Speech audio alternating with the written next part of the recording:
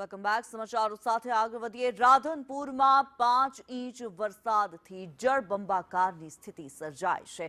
મશાલી રોડના ઘરોમાં વરસાદી પાણી ઘૂસી ગયા. રાધનપુરમાં ભારે વરસાદથી લોકો હાલાકીમાં છે. વરસાદી પાણી ભરાતા સ્થાનિકોની મુશ્કેલી વધી ગઈ છે. પાટણના રાધનપુરમાં વરસાદે જળ પ્રલય લાવી દીધો હોય તેવા પ્રકારની સ્થિતિનું નિર્માણ થયું છે. ઘરોમાં પાણી ઘૂસતા રહેવાસીઓ પરેશાન થઈ ગયા છે.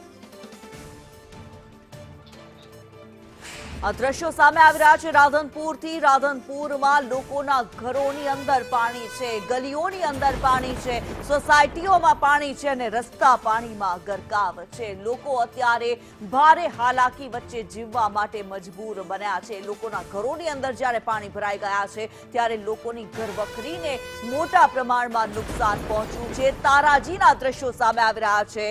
મેઘો તો મન મૂકીને વરસી ગયો, પરંતુ કામગીરી શું થઈ છે, પ્રી મોન્સૂનની કામગીરી શું થઈ છે તેના પર સૌથી મોટો સવાલ ઉભો કરતો ગયો છે. પરીક્ષા લઈ લીધી છે જાણે તંત્રની. અત્યારે આ પાણી જે જોવા મળી રહ્યા છે, રાધનપુરની આ સ્થિતિ છે. 5 ઇંચ વરસાદ અને 5 ઇંચ વરસાદમાં જળબંબાકારની સ્થિતિ જ્યારે સર્જાતી હોય, પ્રજા સવાલ પૂછવાની છે. આ પ્રશ્નો છે, પ્રજાના પ્રશ્નો છે, કારણ કે જ્યારે ઘરમાં પાણી આવી જાય, લોકોની ઘરવખરીને નુકસાન થાય, આ ઘરવખરીના નુકસાનની ભરપાઈ કોણ કરશે? સવાલ એ થાય છે. આ દ્રશ્યો જે સામે આવી રહ્યા છે, જળબંબાકારની સ્થિતિ વચ્ચે અત્ર તત્ર સર્વત્ર પાણી જ પાણી જ્યારે જોવા મળી રહ્યું છે. રાધનપુરના એક્સક્લુઝિવ ગ્રાઉન્ડ ઝીરો દ્રશ્યો અત્યારે આપણે બતાવી રહ્યા છીએ. ચાહે ગરનાળું હોય, અંડરબ્રિજ હોય, તમામ પાણીમાં ગરકાવ અને વાહનો પાણીની અંદર અટકી પડ્યા છે. પાટણના આ દ્રશ્યો છે. લોકોને આ વાહનો પોતાના પસાર કરવામાં પણ મુશ્કેલી પડી રહી છે. જે ગરનાળું છે, આ ગરનાળું પસાર કરવામાં પણ જ્યારે એક સાયકલ સવારને તકલીફ પડી રહી એ દેખાઈ રહ્યું છે. લોકો અત્યારે ભારે મુશ્કેલી વચ્ચે જીવી રહ્યા છે. આ પાણી ક્યારે ઓસરશે તેનું તો અત્યારે કોઈ નામો નિશાન નથી લાગી રહ્યું. પાટણના રાધનપુરના જે દ્રશ્યો સામે આવી રહ્યા છે, પાટણના દ્રશ્યો છે. વિષ્ણુ ઠાકોર અમારી સાથે લાઈવ જોડાયેલા છે.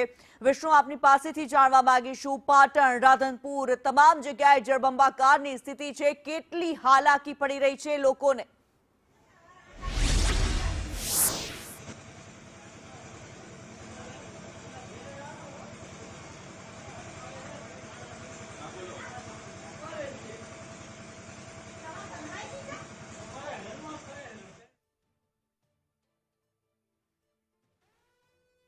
ફરી એકવાર વિષ્ણુનો કોશિશ કરીશું. ત્યારે એક્સક્લુઝિવ દ્રશ્યો અત્યારે સામે આવી રહ્યા છે.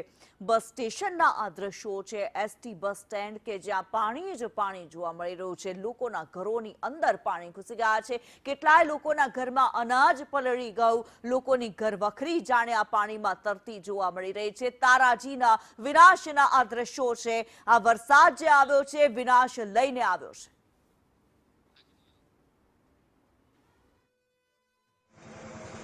રાધનપુરમાં સામાન્ય વરસાદે રાધનપુર નગરપાલિકાની પ્રી મોન્સૂન કામગીરી પૂર્ણ કરી છે. રાધનપુર જે મસાલી રોડ આવેલો છે, તે મસાલી રોડ ઉપર રાધનપુરનું કેવી સ્થિતિનું નિર્માણ થયું છે આપણે ત્યાં સ્પષ્ટ જોઈ શકો છો કે રાધનપુરના મસાલી રોડ પર આવેલા વિસ્તારમાં પાણી ભરાવાની સમસ્યા યથાવત રહેવા પામી છે. રાધનપુરના જે મસાલી રોડ આવેલ છે ત્યાં પાણીમાં પાણી ઘૂસ્યા છે અને પાણી સમગ્ર પાણીમાં ગરકાવ થયું છે. તેને લઈને હવે તો રાધનપુર નગરપાલિકામાં રાધનપુર શહેરીજનોને ભારે રોષ જોવા મળી રહ્યો છે. એક બાજુ તંત્ર દ્વારા મોટી પાલિકાની પ્રી મોન્સૂનની વાતો કરવામાં આવે છે, પણ જે આપ જોઈ છો તે દ્રશ્યો જોઈ શકો છો કે કેવી રીતે તે સ્થિતિનું નિર્માણ થઈ રહ્યું છે. રાધનપુરના જે મસાલી રોડ આવેલ છે તે વિસ્તારની અંદર એક જે ઢીંચણ સમૂહ ઘરમાં પાણી ઘૂસ્યા છે, તે વેપારીઓને પણ જોઈ શકો કે લાખો રૂપિયા નુકસાન થયું હતું સ્થિતિનું નિર્માણ થયું છે. એક બાજુ નગરપાલિકાના ચેમ્બર જે અધિકારીઓ છે એસી ચેમ્બરમાંથી હવે બહાર નીકળીને આવે છે. જ્યારે વરસાદ પાણીમાં ગરકાવ, જે સમગ્ર ઘરો પાણીમાં ગરકાવ ગયા છે, ત્યારે લોકો ઘરની બહાર નીકળ્યા છે અને તંત્ર સામે ભારે રોષ વ્યાપી રહ્યો છે. પરંતુ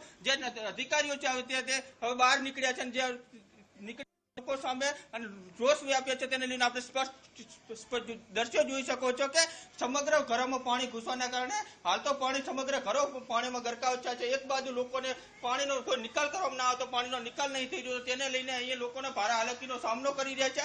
એક બાજુ તંત્ર દ્વારા કહેવામાં આવે છે કે મોટા વાતો કરવામાં આવે છે કે અમે પ્રી મોન્સૂનની કામગીરી કરી છે, પરંતુ કેવી રીતે પ્રી મોન્સૂનની કામગીરી કરવામાં આવે છે તે આપણે સ્પષ્ટ દ્રશ્યોમાં જોઈ શકો છો. અહીંયા વેપારીની એક દુકાન આવેલી છે, દુકાનની અંદર પાણી ઘરમાં કિચન્સમાં પાણી ઘૂસતા તમામ પાણીમાં ગરકાવ થયા છે. ગરકાવના કારણે તેને લઈને કરવામાં આવી રહ્યું છે કે એક બાજુ વાતો કરવામાં આવે છે કે તંત્ર દ્વારા, તેને લઈને અહીંયાના સ્થાનિક લોકો આપણી સાથે જોડાયા છે, તેને લઈને વાત કરશું. દાદા, શું નામ છે તમારું? કયા ગામ છે?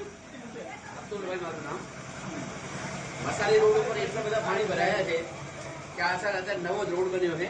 પેલી ગટરની વ્યવસ્થા કરવાની જરૂર હતી. પેલી ગટર ના બનીને RMD વાળે પેલો રોડ બનાવ્યો. અમારા ઘરોમાં પાણી ઘૂસી ગયા છે. આખી રાતના અમે આમ બેઠા છીએ. ઘર વખરી મારી બધી પલળી ગઈ છે. શું કરવાનું બોલો? કેટલા સમયથી પાણી ભરાય? આ રોડ બન્યા પછી જ નહીં તો કોઈ પાણી આવતું જ નહીં ને અમારા ઘરોમાં. આ રોડ બનાવીને 15 થી 20 દિવસ થયા છે.